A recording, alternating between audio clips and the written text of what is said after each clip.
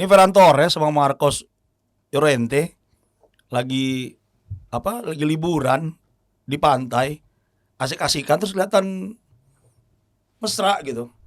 Nah, sekarang ini ada berita yang lagi seru nih. RCTI ini sebagai pemilik hak siarannya itu gandeng channelnya Reza Arab. Ini penting banget nih. AFF masih penting nggak? Soalnya yang bilang AFF itu piala ciki. Kalau mau Zilstra pas lagi jalan pakai celana di mall bagus. Begitu di lapangan bola, ya lu tahun diri Persija aja susah banget dapat posisi.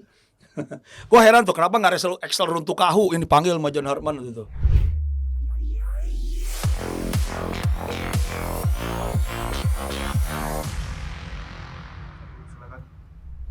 Ya, selamat datang di Gudang Bola. Rumahnya para pecinta sepak bola. Ayo tepuk tangan lu dong. Ini yang bener gimana ini? Rumahnya para pecinta sepak bola atau rumah para pecinta sepak bola? Coba deh. Rumahnya kali ya. Rumahnya. Kayaknya sih rumahnya. Rumahnya kan harusnya keterangan orang ketiga tuh. Tapi gimana deh lo yang lagi nonton boleh kasih komen nih. Yang bener rumahnya para pecinta sepak bola atau rumah para pecinta sepak bola? Nah, kita nostalgia dulu nih. Ntar keluar nih gambar-gambar nih. Dulu gua 10 tahun yang lalu juga pernah ada di sini. Waktu itu namanya masih Cerita Bola. Saya lihat dulu deh ini tayangan-tayangannya nih.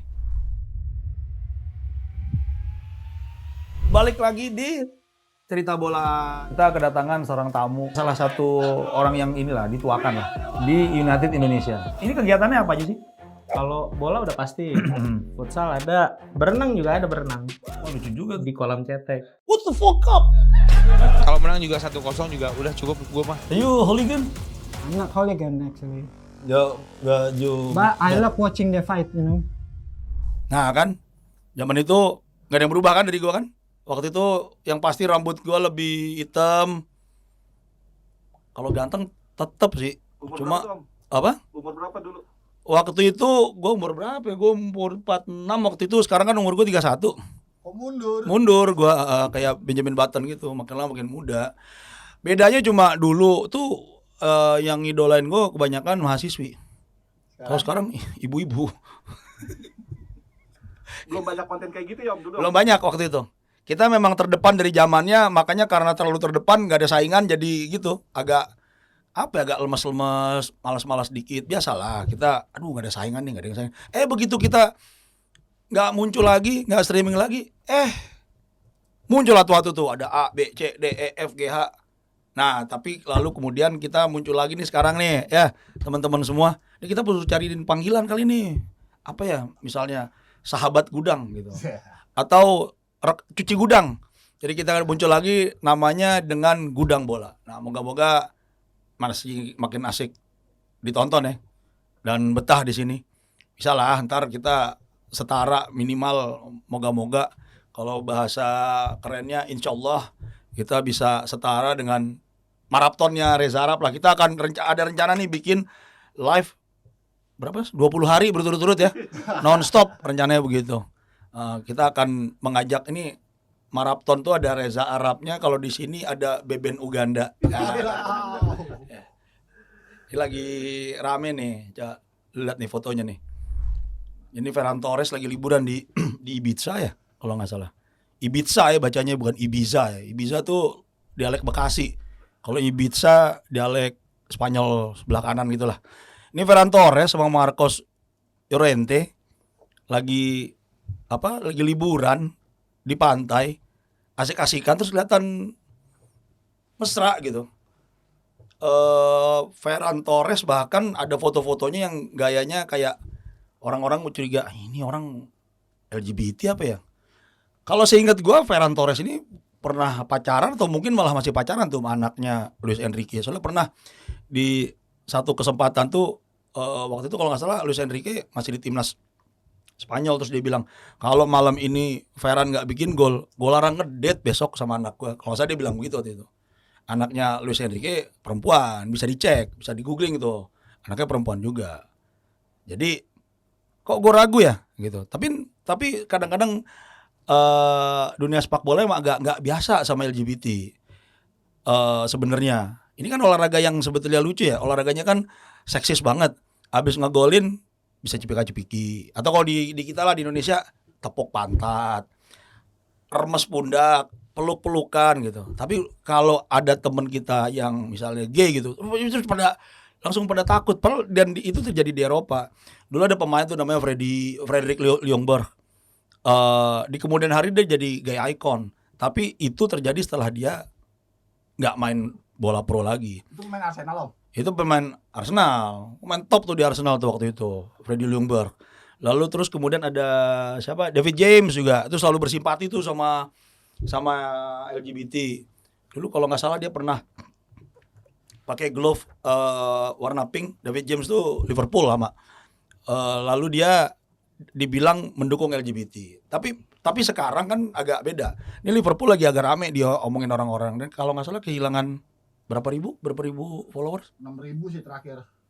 6.000 menurut BBN Uganda 6.000, tapi Terakhir, menurut Dungki Islandia katanya kehilangan 6.371 katanya. Tipis bedanya om. Tipis bedanya lah, kehilangan follower. Ini bisa aja sih follower ini kan nggak semua orang kan setuju sama LGBT. Biasanya tuh pemain dari negara-negara yang Muslim itu ya kayak timnas Maroko. Kemarin Muhammad Salah juga pernah tuh nolak tuh pakai. Terus kalau nggak salah, siapa Musa Dembele apa siapa gitu yang sampai bilang kehilangan gaji nggak apa-apa deh kalau daripada mesti dukung LGBT. Terus orang bilang orang Barat apa agama ya gue sebut aja deh agama Kristen tuh mendukung LGBT. Menurut gue bukan soal itu. Barat ini sedang punya campaign gitu. Jadi ini bukan persoalan agama nih, ini persoalan hak asasi manusia diperbolehkan. Karena menurut gue kayaknya agama apapun nggak happy deh sama perilaku LGBT, tapi ada sebuah peradaban yang ingin manusia ini kelihatan setara kan. Kita masih kesulitan nih nerima norma ini secara umum. Beberapa orang sih mungkin oke aja, tapi banyak yang enggak. Tapi memang perdebatan kan begitu. Di Eropa bahkan kan banyak hal yang perlu disetarakan gitu. Walaupun kadang-kadang kita juga menemukan fakta kalau di sana tuh kadang-kadang agak double standar. Ya misalnya seperti perlakuan Palestina Israel misalnya. Bagaimana Piala Dunia kemarin di Amerika juga kan tiba-tiba ada aturan yang menjelaskan bahwa maksimal istirahat itu cuma 15 menit. Pas final dibikin 30 menit. Udah kayak Super Bowl. Tapi kan duit nambah. Jadi kayak enggak ada komplain. Nah, sekarang ini ada berita yang lagi seru nih. RCTI ini sebagai pemilik hak siarannya itu gandeng channelnya Reza Arab. Ini lumayan penemuan terbaru nih. Kemarin soalnya TVRI ketika Piala Dunia itu nyaris menyiarkan langsung gratis di YouTube-nya mereka, tapi terus nggak jadi dengan berbagai pertimbangan. Tapi RCTI justru menggratiskan siarannya di Reza Arab. Nah ini perlu diperhatikan kalau nih gimana cara berbagi ini ya, berbagi iklannya. Karena kalau kita membicarakan masalah aksesibilitas, sebetulnya RCTI kan juga punya platform aplikasi sendiri, RCTI Plus namanya. Nah mereka punya, tapi apakah si RCTI Plus ini dianggap tidak efisien untuk mengundang orang? Karena kan lu mesti download, lu mesti langganan, habis itu langganan download, habis itu udah bisa nonton. Kalau yang dilakukan di YouTube Reza Arab ini gratis kan ya? Gratis kan, luar biasa tuh. Ditayangkan gratis di YouTube Reza Arab. Ini makanya nih BBN Uganda berniat membuat tayangan gratis Piala Dunia 2030 ya. Supaya menjadi pesaing langsung gitu. Ini bentukan yang cukup baru. Ada analisa yang mengatakan bahwa analisa dari ini temannya BBN Uganda nih, Anwar Ibrahim, AI maksudnya AI. Anwar apa? Alexander Ibrahim ini. Alexander Ibrahim. Nah, Alexander ini jadi ngasih tahu kalau penonton TV itu katanya ada kecenderungan pindah digital. Kan ditanya begitu, bener apa enggak? Terus kurang lebih gini nih, enggak semuanya. Kenapa enggak semuanya? Karena ada generasi yang udah mulai pindah ke digital, ada generasi yang masih bertahan di analog. Cuma kalau gue pikir, pertanyaan gue adalah, digital tuh apaan sih? TV kita kan juga di digital semua.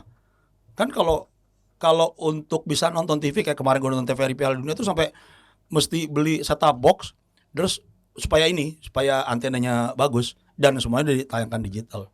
Tapi ada satu teori lain nih yang menurut gue mungkin lebih benar. Broadcasting di negara kita ini kan nggak sama, apalagi kalau digital.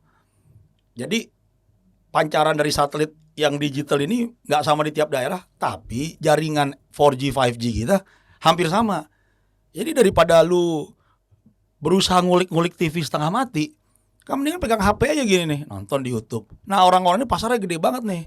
Habis gitu terus orang-orang di usia-usia tertentu, banyak orang yang katanya udah nggak nonton TV konvensional lagi. Tapi kalau menurut gua kenapa mereka malas nonton TV konvensional? Ya lu daripada ngoprek, mendingan gini aja nih. Wah, scroll dikit terus lu ngeliat gini nonton pertandingan. Jadi lebih mudah karena secara sinyal lebih bagus daripada sinyal TV kita. Gitu. Terus kalau di bukan digital ya, di YouTube itu atau apalah di platform streaming itu mudah tuh lo berbagi ke temen. Apalagi kalau di YouTube nih, lo share ke temen nih, linknya mana dong, langsung kasih. Dan ini mungkin menurut gua bisa dipakai untuk ngelawan itu kanal-kanal yang ilegal. Ke yang selanjutnya nih, kita bahas topik utama. Dan topik utama kita adalah ini kita siaran di jam 3 hari Senin 27 Juli. Ntar malam Indonesia mau lawan Kamboja. Nah pertanyaannya, AFF masih penting gak sih? Ini penting banget nih. AFF masih penting gak? Soalnya yang bilang AFF itu piala ciki. Kita udah gak penting lagi tuh ke situ. Apalagi katanya kita udah main di Piala Asia, sudah lolos putaran berikutnya Piala Dunia. Nah AFF masih penting gak? Jawabannya apa nih? Jawabannya apa nih? Kalau gua pribadi ditanya, coba kalian deh, lu pada yang berpikir AFF ini penting atau enggak atau gimana, jawab deh di bawah. AFF masih penting enggak buat kita? Kalau menurut gua sangat penting. Lah kita belum pernah juara. Kenapa tuh Om? Ya kagak pernah juara, gimana coba? Coba gimana caranya? Oh enggak. Kita ini negara yang paling sering lolos ke final. Coba berapa kali lolos ke final tuh? Kayaknya 6-4-7 ya. 6-4-7 tuh, bahkan Thailand aja cuma 3 kali 4 kali tuh masuk final. Yang kalah tuh kali cuma 2 kali. Jadi maksudnya kita itu negara tersukses di ukuran lolos ke final. Tapi 6 kali kita masuk ke final.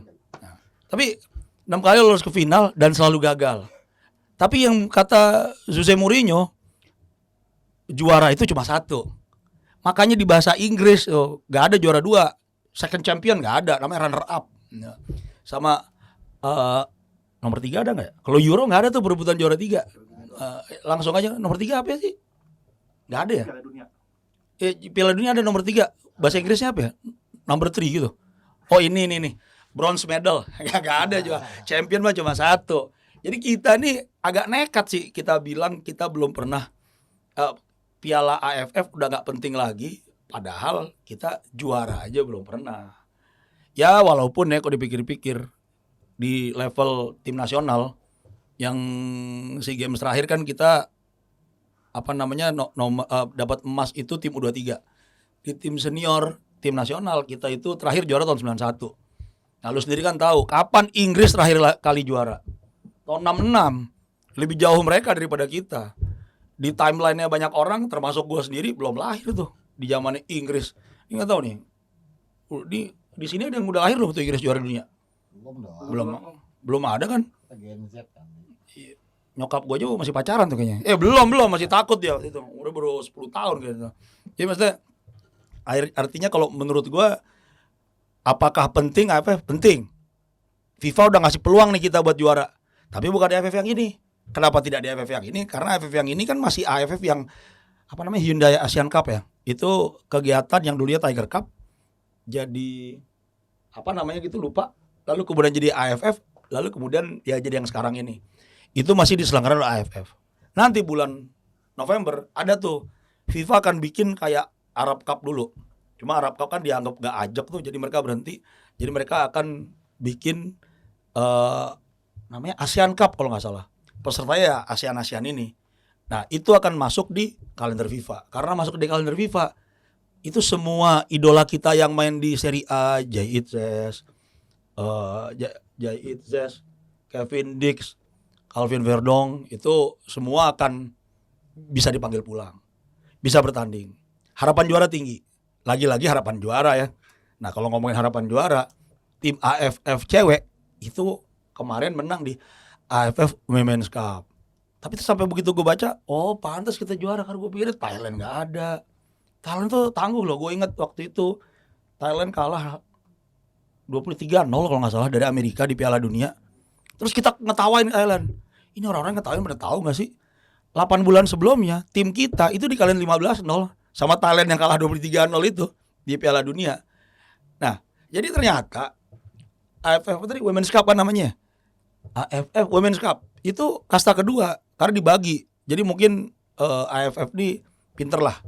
Mereka nggak mau jomplang antara yang kayak ini kayak Indonesia, Laos, Kamboja, Malaysia, Singapura, Timor Leste, nggak jomplang dibanding sama Thailand.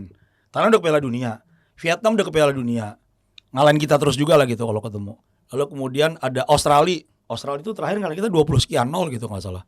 Mereka kapten timnya aja tahu sekarang masih aktif apa enggak, terus Sam Kerr tuh main di Chelsea. Lalu membayangkan seorang pemain orang yang main di Chelsea, kapten si The Matildas ini, timnas Australia, dengan pemain kita yang umumnya kagak punya liga. Kelihatannya nih kita setelah kemarin juara kita akan naik ke atas. Mungkin nanti yang paling bawahnya di atas akan turun ke bawah, kira-kira gitu.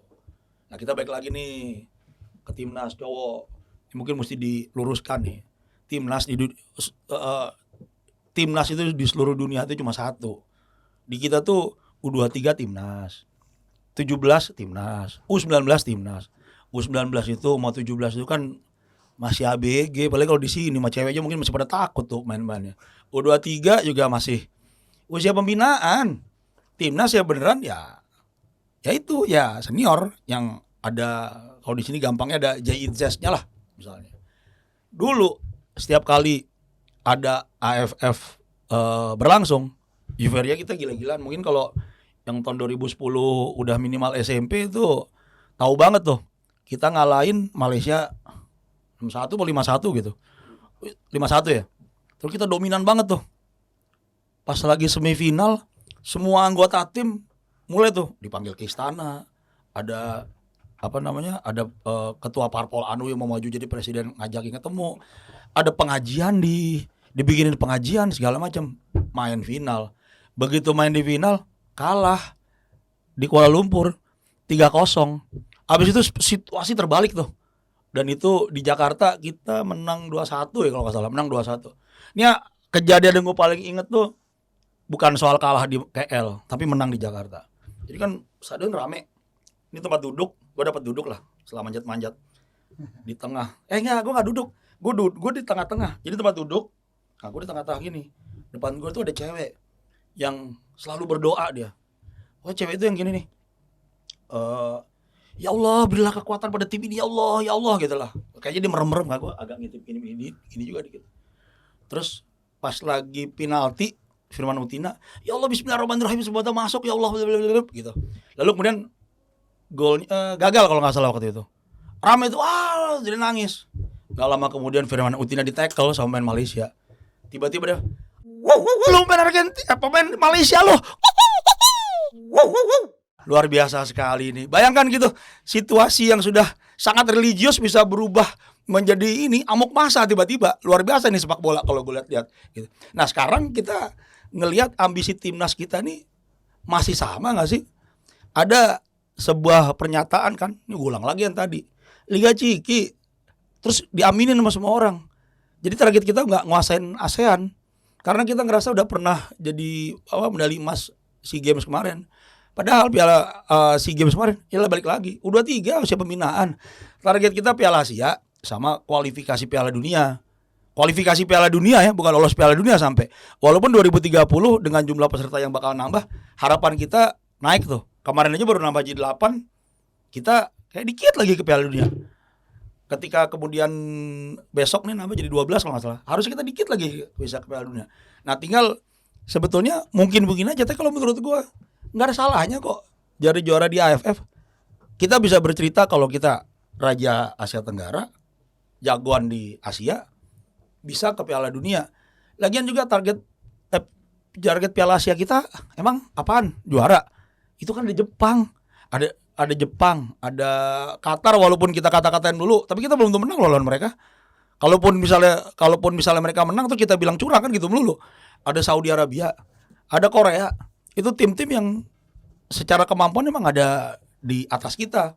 Tapi kita kan sekarang kayak yakin banget, kita bisa nih ke Piala Dunia. Padahal masih jauh bro, 4 tahun lagi. Ini ntar malam pertandingannya. Atau kalau disarin besok berarti kemarin pertandingannya. Tapi ya tetap gitu. Target kita tuh mesti ngambil dari yang bawah dulu. Safi Salih kan pernah bilang, walaupun setengah ngeledek sih menurut gua. Untuk apa melupakan tahapan yang lebih rendah? Padahal kita nggak pernah bisa jadi juara di situ, jadi yang terbaik di situ. Tapi terus kejar yang atas, lucu gitu sebenarnya. Nah, ada pertanyaan lagi, apakah negara lain menganggap AFF masih penting? Ya balik lagi, Thailand mungkin enggak. Thailand kalau nggak salah kan turun dengan pemain muda. Thailand berulang kali turun dengan pemain yang lebih muda. Thailand berulang kali turun dengan pemain yang bahkan kemarin mereka hampir 40 tuh. Tarasil Dangda masih akan ada, Puang Chan Titipan masih akan main, Kawin siapa itu kipernya masih akan main, siapa? Canatip masih akan main. Jadi gitu, tapi ternyata enggak nih. Mereka justru main dengan pemain muda. AFF ini cocok buat regenerasi, nyobain pemain baru. Tapi untuk siapa? Untuk Thailand cocok. Vietnam mungkin cocok. Vietnam tuh gitu-gitu U23-nya 2 kali finalis Asian Cup. Dan waktu itu bahkan di suhu yang -3 apa 4 gitu. Mereka berhadapan di final lawan Uzbekistan yang hampir semua pemainnya turun di Piala Dunia kemarin dan kemudian kalah. Tapi mereka bisa ada di level itu. Nah, kalau kita kan belum nih. Menurut gua kita harus real gitu, bisa membuktikan kalau kita emang sehebat itu, baru bikin berjenjang apa gitu segala macam. Gue punya temen tuh yang dia bilang kalau nggak usah muluk-muluk lah target gua. Piala Dunia tuh jauh. Piala Dunia jauh, tiketnya mahal. Asian Cup juga kalau dia di Qatar lagi atau di Timur Tengah, tiketnya mahal. Gue coba pengen lihat Indonesia jadi juara AFF. Ini udah dia diomongin dari tahun 2018 sampai hari ini belum kejadian. Apakah kalau kita jadi juara AFF level sepak bola Indonesia akan berubah? Level timnas minimal kita punya gelar lah. Minimal kita punya kebanggaan yang cukup gitu untuk bilang kalau kita yang paling kuat. Ada teman orang Malaysia bilang Piala Dunia kita itu ya itu AFF. Kita saling ngalahin. Kan Indonesia Malaysia juga gitu. Hari ini kita menang, kapan itu menang 5-1. Di kesempatan lain kita kalah 3-0. Saling ngalah-ngalahin aja karena memang Asia Tenggara kekuatannya kan sebenarnya kan setara-setara aja. Bahkan negara terkuat di Asia Tenggara macam Thailand itu kan nggak berkutik juga di level atasnya Asia. Nah kita kemarin juga nggak berkutik amat kan, kalah juga. Ya walaupun kita bilang wasitnya juara, kita kan nggak pernah kalah timnas kita. Kalau di level tinggi Asia kita nggak kalah. Kalau kita kalah wasit yang salah atau pemain ini yang curang, sama kayak orang main padel. Kalau lo tau main padel, kita nggak pernah kalah. Kayak gue nggak pernah kalah main padel, karena kalau gue kalah temen gue jelek berarti. Atau kalau temen gue mainnya bagus, raket gue nggak bagus. Kalau nggak lapangan ada banyak dead spot. Persis tuh kita di level tinggi juga begitu. Nah, coba deh lo jawab deh di komentar ini. Nanti dari sekitar 8.760 komentar akan diseleksi oleh BBN Uganda. Pertanyaannya simpel aja. Menurut kalian negara mana yang akan menghambat Indonesia di AFF? Di AFF. Menghambat ini dalam arti apa nih Om menghambat nih? Menghambat dalam arti dipersulit, mempersulit. Mempersulit itu gimana ya? Kan lebih kalau bisa dipersulit, kenapa harus dipermudah? Iya. Berarti lu mesti selipin tuh. Iya. Nah, alasannya juga kasih. Apa nih negara nih? Misalnya lu bilang Timor Leste gitu. Kenapa Timor Leste bisa merus Indonesia? Karena semua pemain Timor Leste masih bisa bahasa Indonesia dan masih doyan nonton sinetron. Nah, siapa tahu budaya Timor Leste sama persis kayak kita, ada korupsi dikit gitu. Nah, kita nggak bisa bawa siapa? Justin Hapner ya? Dilarang sama istrinya kayaknya. Gara-gara Hapner suka ngomong jancuk katanya kalau habis balik dari timnas. Ya kan? Kan dimarahin tuh sama si Open tuh. Ini gimana sih? Ini pasti kerjaan Ridho nih. Ngajarin laki gua ngomong jancuk-jancuk. Soalnya si Hapner dikit-dikit ngomong jancuk gitu. Nah, dia ini mau dipanggil, dia nggak denger apa gimana ya? Apa HP-nya nggak getar kali ya? Waktu itu ya? Di silent kali. Oh, di silent mungkin, di silent. Kalau nggak begitu mungkin nih HP-nya bunyi. Manajemen klubnya dia itu Fortuna Sitar ya kalau nggak salah. Itu baca, tapi panggilan timnas. Nggak usah lah, lebih penting klub. Lu kan digaji mah klub. Nah, berarti lu main di sini aja. Hapner bilang nasionalisme nasionalisme lu bisa buat bayar token listrik. Oh ya, sorry nggak bisa, nggak jadi dia gitu. Gitu. Wah, ini siapa lagi nih? Wah, ini banyak nih. Ini nih Mauro Zylstra. Mauro Zylstra sama itu nggak dipanggil kan nih? Sama ke timnas Zylstra sama Patinama enggak kan? Michel ya jadinya. Michel siapa? Michel Becker. Michel Becker iya, Michel Becker. Siapa sih dia? Michel Becker tuh ini kan saudaranya Nirwan Becker. Oh, beda ya, beda. Oh, beda. Jangan-jangan nih Michel Becker nih kalau nggak salah turunan Australia deh. Maksudnya dia tinggal di Australia juga. Kalau Michel Becker moga-moga bagus lah. Kalau Mauro Zylstra pas lagi jalan pakai celana di mall bagus. Begitu di lapangan bola, ya lu tahun diri Persija aja susah banget dapat posisi. Gua heran tuh kenapa nggak Excel Runtuh Kahu yang dipanggil sama John Hartman gitu. Atau mungkin waktu ada tes TOEFL mungkin, makanya nggak lolos. Kenapa Excel emang? Apa spesial ya kalau Excel? Excel minimal ngegolin di Persija. Ya gaya mainnya sih ya seperti kebanyakan pemain Indonesia lainnya yang gabruk tapi ngegolin, instingnya bagus. Sementara si siapa? Zylstra sering banget kehilangan bola.